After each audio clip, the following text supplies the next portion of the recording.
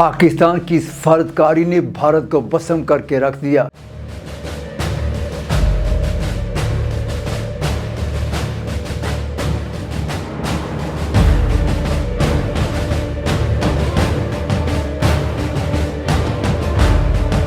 دوستو، آپ کا میزبان ڈاکٹر فرقان حمید TR اردو انکا اسٹوڈیو سے سلام عرض کرتا ہے۔ دوستو، عالمی سیاست کے افق پر جب جنگ کے بادل گہرے ہوں اور بارود کی بو فضاؤں کو بوجھل کر دے تو دنیا کی نظریں ان قوتوں پر جم جاتی ہیں جو امن کی شمع روشن کرنے کی صلاحیت رکھتے ہوں۔ آج مشرق وسطیٰ ایک ایسے ہی دھانے پر کھڑا ہے جہاں ایک غلطی پوری دنیا کو تیسری عالمی جنگ میں دھکیل سکتی ہے، لیکن اس ہولناک منظرنامے میں ایک ملک ایسا ہے جس نے خاموشی سے وہ کر دکھایا جس کا تصور نام نہاد عالمی طاقتیں بھی نہیں کر سکی ہیں۔ تاریخ جب اپنا رخ موڑتی ہے تو توپوں کے شور سے نہیں بلکہ پس پردہ ہونے والی خاموش سفارتکاری سے موڑتی ہے۔ آج ہم آپ کو دکھائیں گے کہ کس طرح پاکستان نے اپنی تصویراتی بصیرت سے وہ ٹرمپ کارڈ کھیلا جس نے نہ صرف تہران اور واشنگٹن کو ایک میز پر لانے کی ہموار کی بلکہ بھارت کے برسوں کی سفارتی محنت کو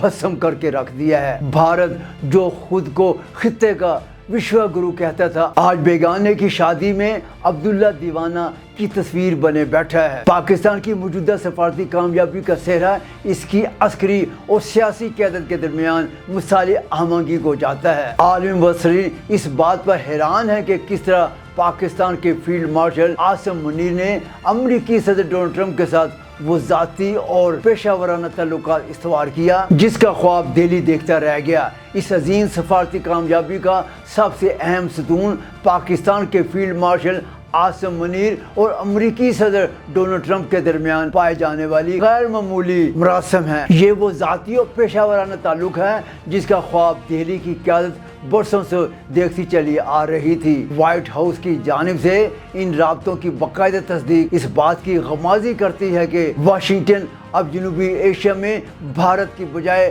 پاکستان کی عسکری اور سیاسی بصیرت پر زیادہ تکیہ کر رہا ہے۔ صدر ٹرمپ کی جانب سے فیلڈ مارشل کی دل کھول کر تعریف نے عالمی میڈیا کو یہ پیغام دے دیا ہے کہ خطے کے اصلی کھلاڑی اب بدل چکے ہیں۔ جی ہاں، یہ محض ایک فون کال نہیں تھی بلکہ بھارت کے لیے ایک سفارتی ڈرون حملہ تھا۔ صدر ٹرمپ کا فیلڈ مارشل کی صلاحیتوں کا اعتراف کرنا اس بات کی علامت ہے کہ پینٹاگون اور وائٹ ہاؤس اب جنوبی ایشیا میں بھارت کی بجائے پاکستان کی عسکری اور سیاسی قوت کو ترجیح دینے لگے ہیں اور اس پر تکیہ کر رہے ہیں۔ پاکستان نے امریکہ کو یہ باور کرانے میں کامیابی حاصل کی ہے کہ ایران کے ساتھ اس کے دیرینہ تاریخی اور مذہبی تعلقات کسی بھی تیسری طاقت سے کہیں زیادہ مؤثر ہیں۔ دوسری جانب وزیر اعظم شہباز شریف کے ایرانی قیادت سے براہ راست رابطوں نے تہران کو یہ یقین دلایا کہ پاکستان مشکل وقت میں ان کی ڈھال بننا جانتا ہے۔ پاکستان نے ان دونوں متضاد قوتوں یعنی ایران اور امریکہ کے درمیان ایک ایسے سفارتی پول کا کام کیا ہے جس کی بنیادیں اعتماد اور رازداری پر استوار ہیں۔ جہاں اسلام آباد میں جشن کا سماں ہے وہیں نئی دلی کے ایوانوں میں صف ماتم بچھی ہوئی ہے۔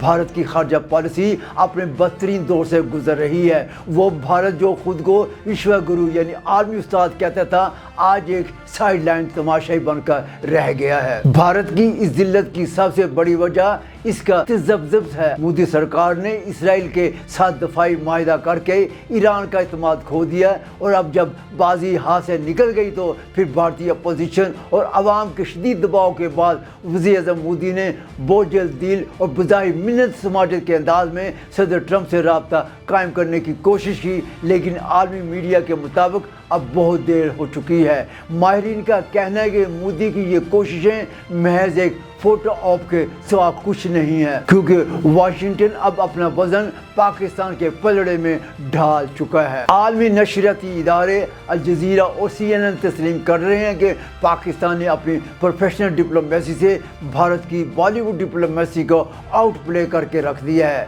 بھارت کی اسرائیل نوازی نے اسے اسلامی دنیا میں تنہا کر دیا ہے جبکہ پاکستان نے بیلنسنگ ایکٹ کے ذریعے پوری دنیا کو حیران کر دیا ہے۔ اردو کا یہ مشہور محاورہ بیگانے کی شادی میں عبداللہ دیوانہ آج بھارتی خارجہ پالیسی پر مکمل صادق آتا ہے، یعنی اب ناچنے کودنے سے بھارت کو کچھ حاصل نہ ہوگا۔ یہ کوئی بالی ووڈ فلم نہیں ہے بلکہ حقیقت ہے، اور حقیقت میں پاکستان بھارت پر سفارتی ڈپلومیسی میں بازی لے چکا ہے۔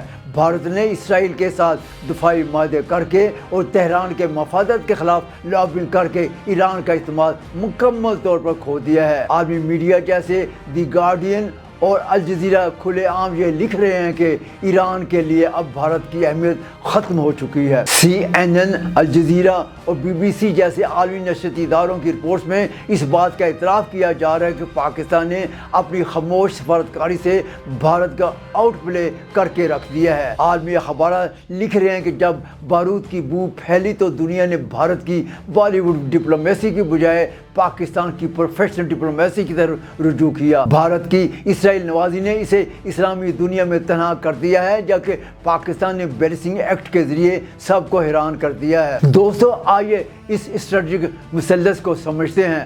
پاکستان نے بیک چینل سفارتکاری کا وہ ماسٹر اسٹروک کھیلا ہے جس کی قلعہ مودی کی خارجہ پالیسی نے کھول کر رکھ دی ہے۔ وزیر اعظم نے ایرانی صدر سے براہ راست رابطوں میں یہ واضح کر دیا کہ پاکستان اپنے ہمسائے کی پیٹھ میں کبھی بھی چھرا نہیں گھونپے گا۔ ایران کی کھل کر حمایت اور ساتھ ہی امریکہ کو مذاکرات کی میز پر لانا ایک ایسا کارنامہ ہے جو صرف ایک منجھی ہوئی سفارتی قوت ہی کر سکتی ہے۔ بھارت کی بے بسی، بھارتی میڈیا میں ہونے والا واویلا اس بات کی گواہی دے رہا ہے کہ مودی کی پالیسیاں پاکستان کے سامنے ریت کی دیوار ثابت ہو رہی ہیں۔ بھارت میں مودی کے خلاف جو عوامی رد عمل سامنے آیا ہے، اس کی مثال ماضی میں کبھی بھی نہیں ملی ہے۔ عالمی اخبارات کے اداریوں میں یہ بحث عام ہے کہ پاکستان نے چپکے سے بازی مار لی۔ دی نیو یارک ٹائمز اور لے مونڈے جیسے جرائد پاکستان کے اس نئے کردار کو اسلام آباد کا سفارتی حیا قرار دے رہے ہیں۔ ان کے مطابق بھارت اس وقت ایک ایسی ریاست بن چکا ہے جو صرف اسرائیل کے زیر اثر کام کر رہی ہے، جبکہ پاکستان نے یہ ثابت کیا ہے کہ وہ ایک خود مختار اور با اثر عالمی کھلاڑی ہے۔ پاکستان کی سفارتی کامیابی کے اثرات دور رس ہو رہے ہیں۔ جنوبی ایشیا میں بھارت کی نام نہاد اجارہ کا خاتمہ ہو چکا ہے۔ اب دنیا خطے کے معاملات کے لیے دہلی کی بجائے اسلام آباد کی طرف دیکھ رہی ہے۔ اس سے نہ صرف پاکستان کا عالمی وقار بڑھے گا بلکہ معاشی استحکام کی نئی راہیں بھی کھل جائیں گی۔ ماہرین کا ماننا ہے کہ یہ مودی سرکار کے سیاسی زوال کا آغاز بھی ثابت ہو سکتا ہے۔ پاکستان کی خاموش سفارتکاری نے ثابت کر دیا کہ طاقت کا اصل سرچشمہ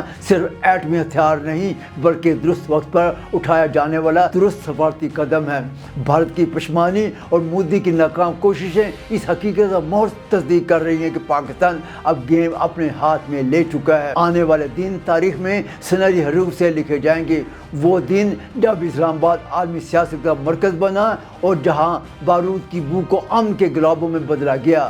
بھارت کے لیے پیغام واضح ہے، جب آپ اصولوں کی بجائے صرف مفادات اور منافقت کی سیاست کرتے ہیں تو آخر میں آپ عبداللہ دیوانہ بن کر ہی رہ جاتے ہیں۔ دوستو، اس کے ساتھ ہی ہمارا یہ پروگرام اپنے اختتام کو پہنچتا ہے۔ آئندہ کسی نئے پروگرام کے ساتھ آپ کی خدمت میں حاضر ہوں گے۔ اس وقت تک اپنے میزبان ڈاکٹر فرقان حمید کو TR اردو انکرا اسٹوڈیو سے اجازت دیجیے۔ اللہ حافظ۔